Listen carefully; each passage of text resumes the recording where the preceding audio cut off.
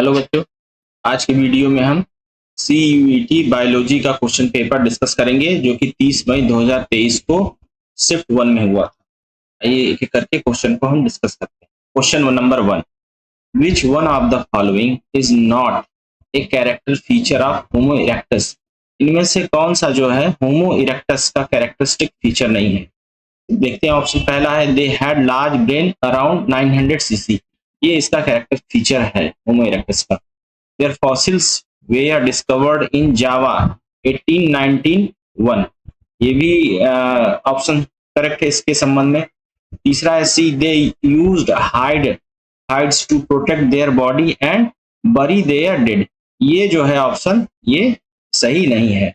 ये जो हाइड्स वगैरह यूज करते थे ये निएंडरथैल्स वगैरह यूज करते थे, तो ये हमारा नहीं होगा। तो हमारा जो नॉट ए करेक्ट फीचर जो है वो यही सी ऑप्शन होगा, ये करेक्ट फीचर नहीं है।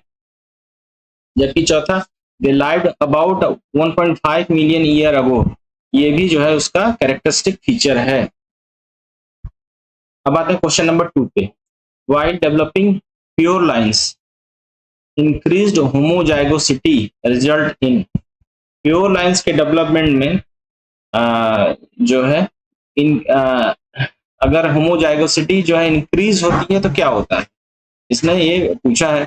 ए ऑप्शन है production of superior male only, ये नहीं होगा।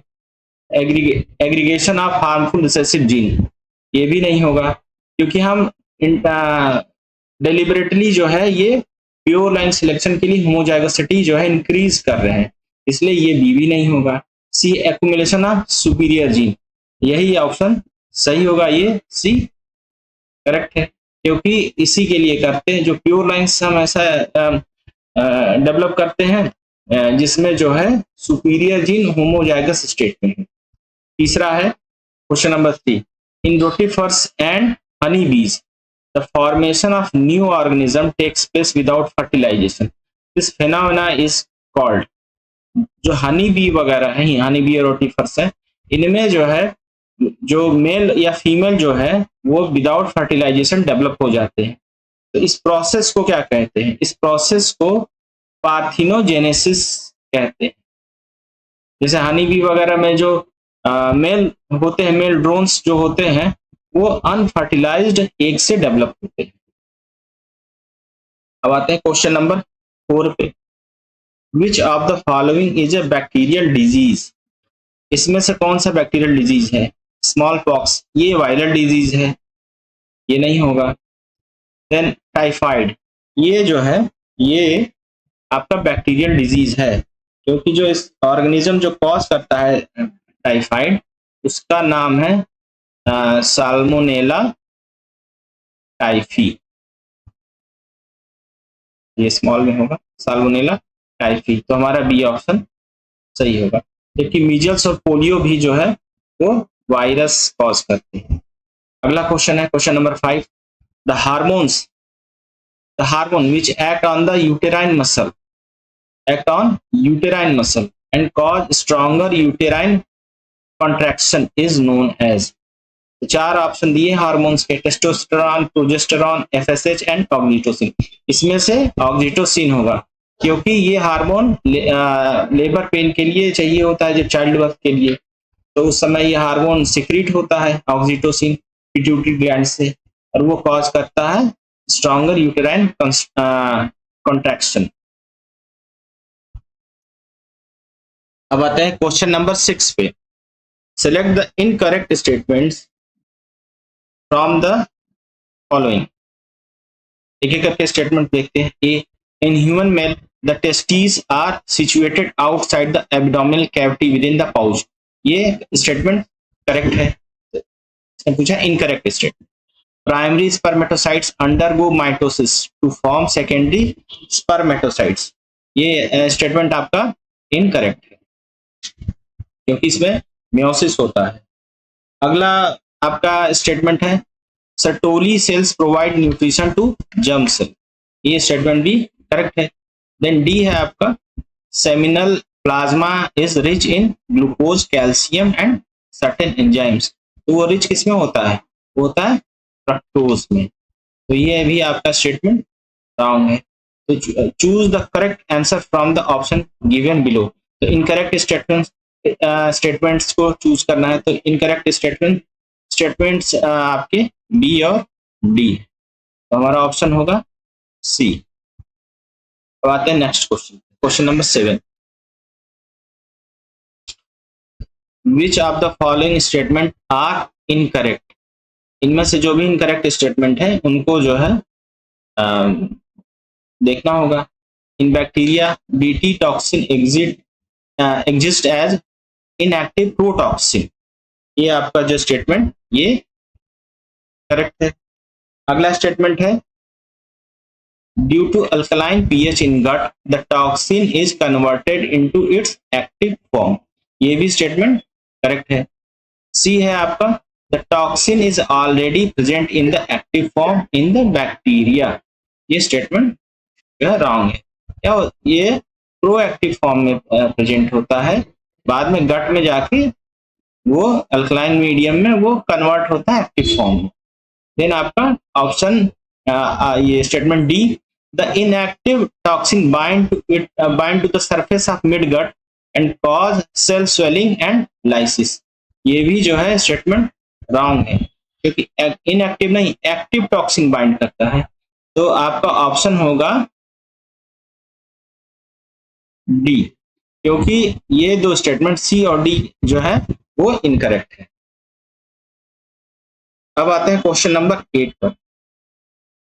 The process of copying the genetic information from one strand of DNA to RNA is termed as.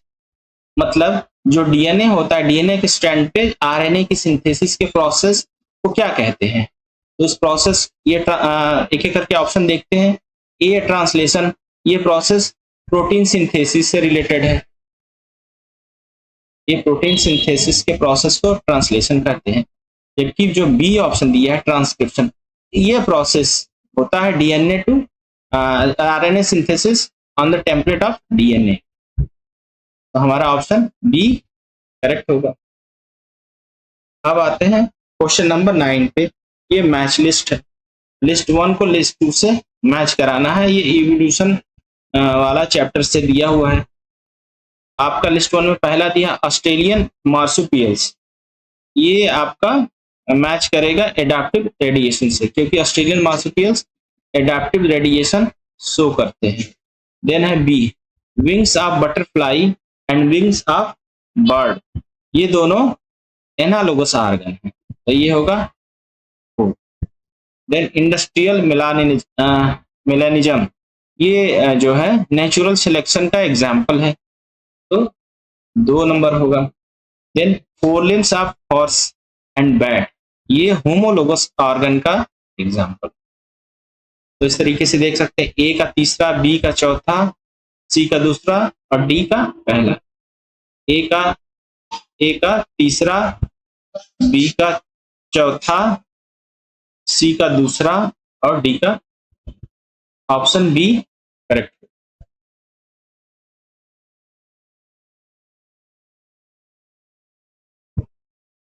Question number 10 embryological support for evolution was disapproved by A Alexander von Humboldt, B Paul Ehrlich, C Karl Ernst von Baer, D Hugo de Vries. तो इसमें से option C आपका correct हुआ।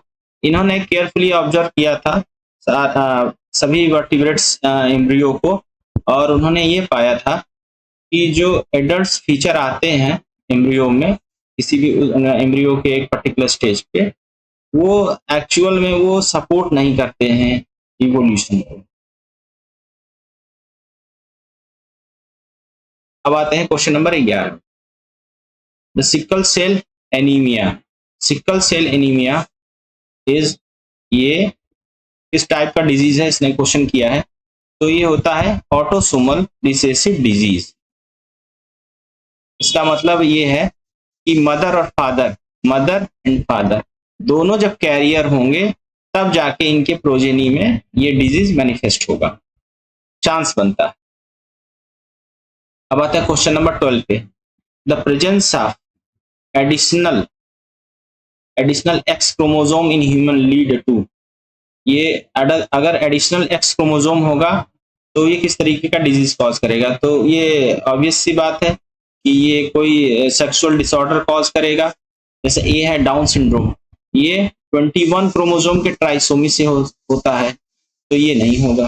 Then है B Klinefelter syndrome, ये होता है, इसमें क्या होता है एक एडिशनल एक्स जो है क्रोमोसोम पाया जाता है, तो हमारा बी ऑप्शन करेक्ट होगा। जबकि टर्नर सिंड्रोम में हमारा एक क्रोमोसोम क्या होता है एब्सेंट होता है, तो ये नलीसोमी होती है एक एक्स क्रोमोसोम की। देन थैलेसीमिया है ऑटोसोमल रिसेसिव डिसऑर्डर, ये भी नहीं होगा। Question number 13, the mass of living organism eight a particular time at each trophic level is called.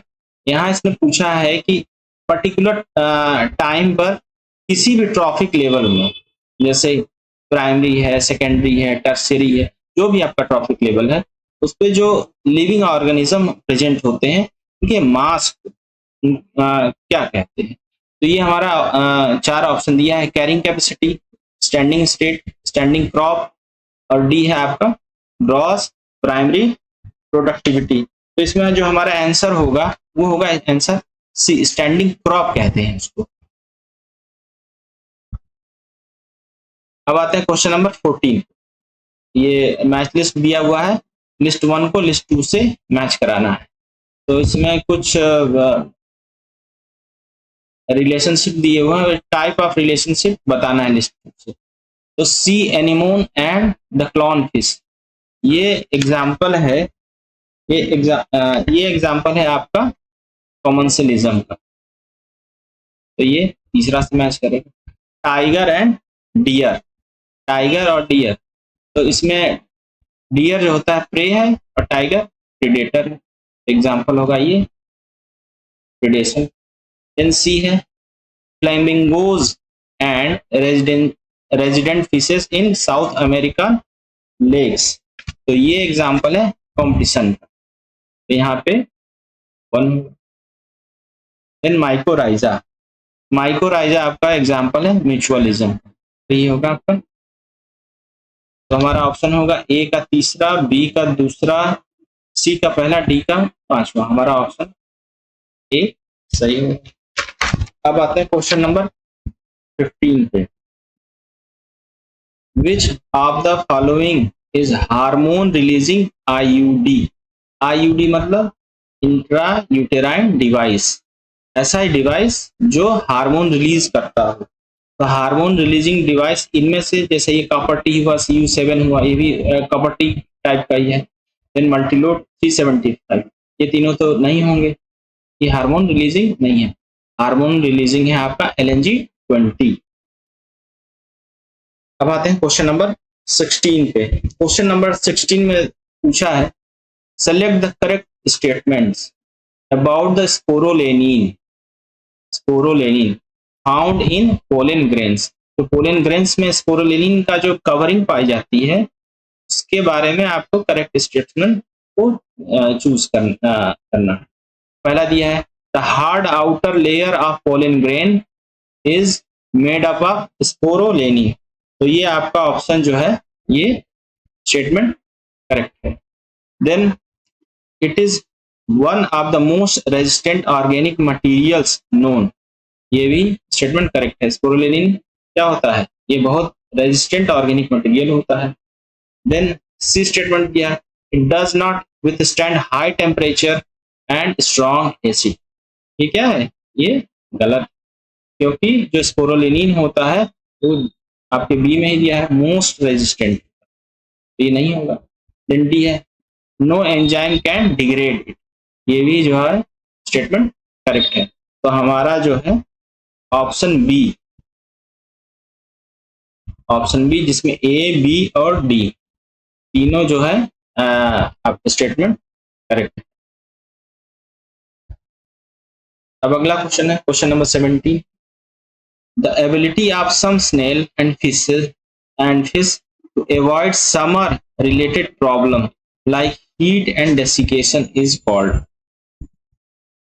कुछ स्नेल्स की बात किया, स्नेल्स और फिश में ये क्या करते हैं, अवॉइड करते हैं समर रिलेटेड प्रॉब्लम्स को, जैसे हीट और डेसिकेशन को।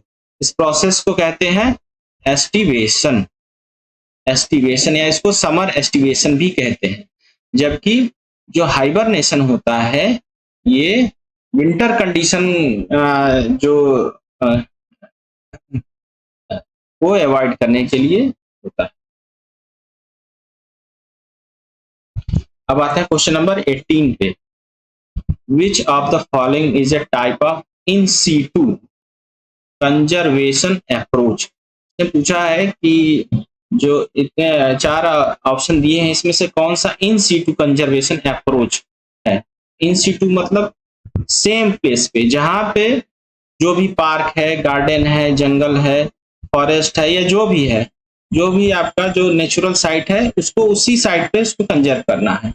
तो 4 दिया हुआ जूलॉजिकल पार्क ये नहीं होगा, बोटेनिकल गार्डन ये भी इन सीटू नहीं होता है, सैक्रेड ग्रुप्स ये होता है।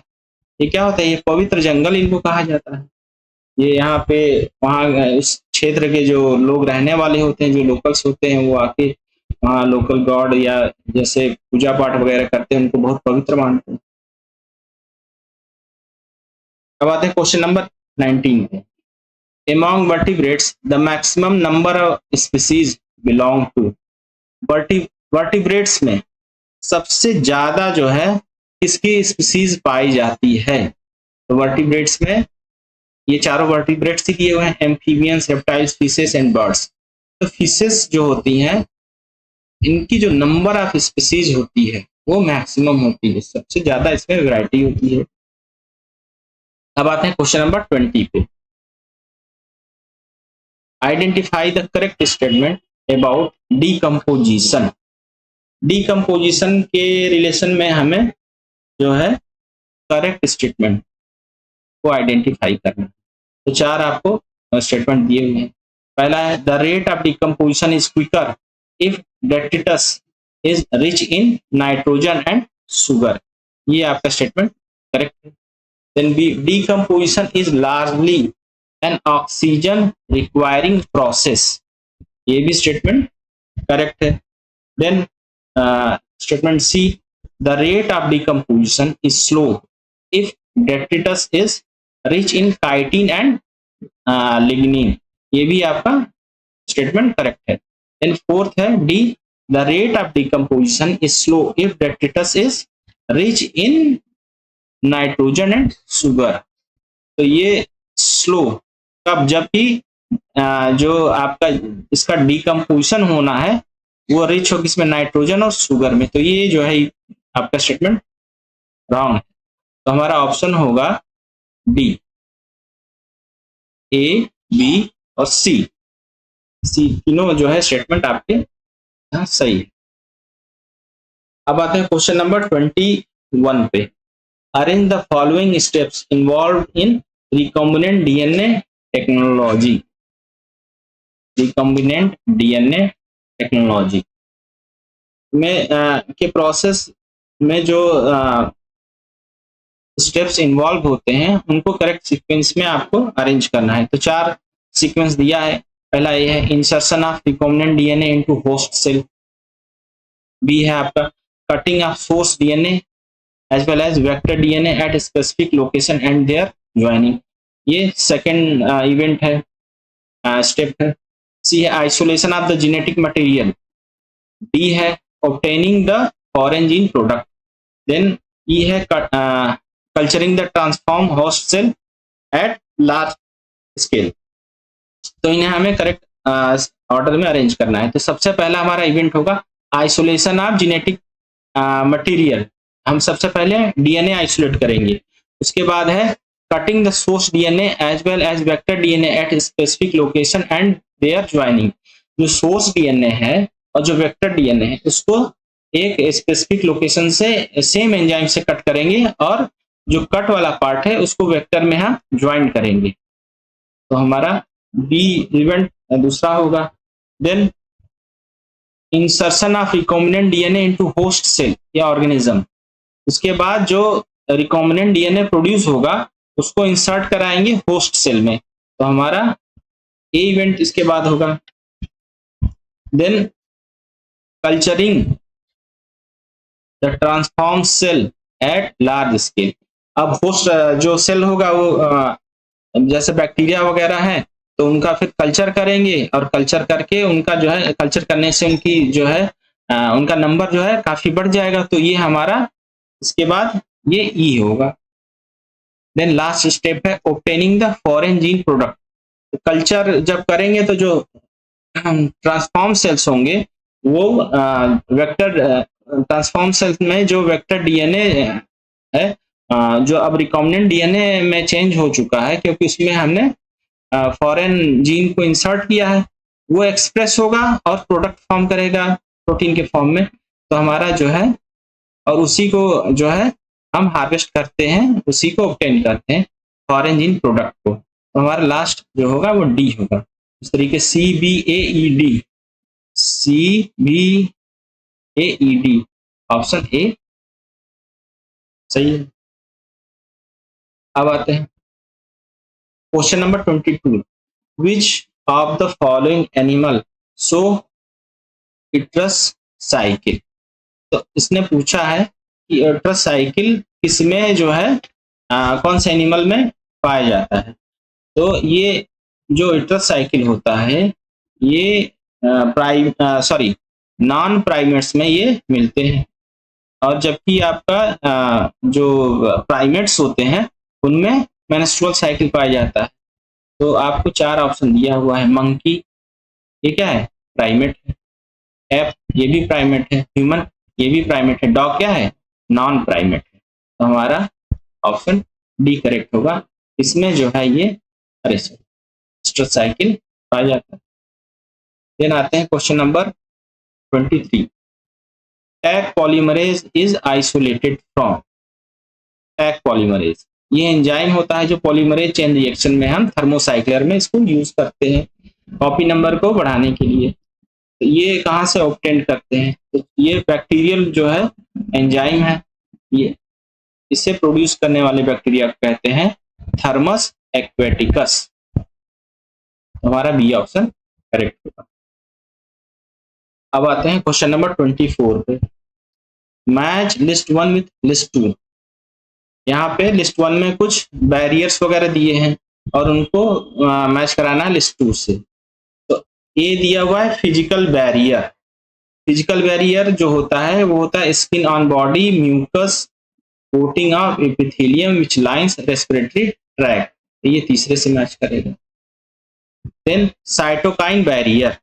साइटोकाइन बैरियर होता है इंटरफेरॉन्स जो होते हैं वो साइटोकाइन बैरियर्स कहलाते हैं। Then cellular barriers. Cellular barriers ये होता है PMNL न्यूट्रोफिल्स एंड मोनोसाइट्स। तो ये हमारा दूसरा। Then physiological barrier. Physiological barrier होता है acid in stomach, saliva in mouth and tears in eye. हमारा पहला। तो इस तरीके से ए का तीसरा, बी का चौथा, सी का दूसरा और डी का पहला। हमारा ऑप्शन सी सही है। अब आते हैं next question. Which of the following is free living soil nitrogen fixing bacteria. ऐसा बैक्टीरिया का नाम पूछा है जो फ्री लिविंग हो और नाइट्रोजन फिक्स करता हो। 4 ऑप्शन दिया हुआ है, राइजोबियम, ब्लोमस, एजोस्पाइरलम और स्लेटेरिया। इसमें से हमारा ऑप्शन सी सही होगा क्योंकि एजोस्पाइरलम जो होता है वो फ्री लिविंग बैक्टीरिया होता है जो नाइट्रोजन फिक्सेशन करता है।